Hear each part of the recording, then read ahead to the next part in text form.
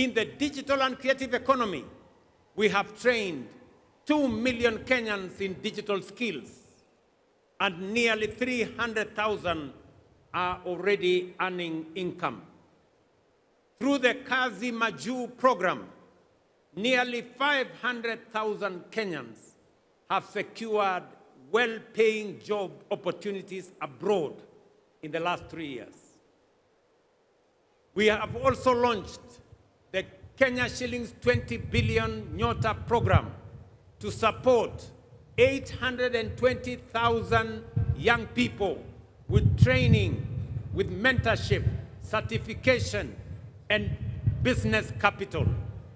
The first phase is complete, with 12,500 beneficiaries already receiving their first business support, and the national program is now being rolled out across the country.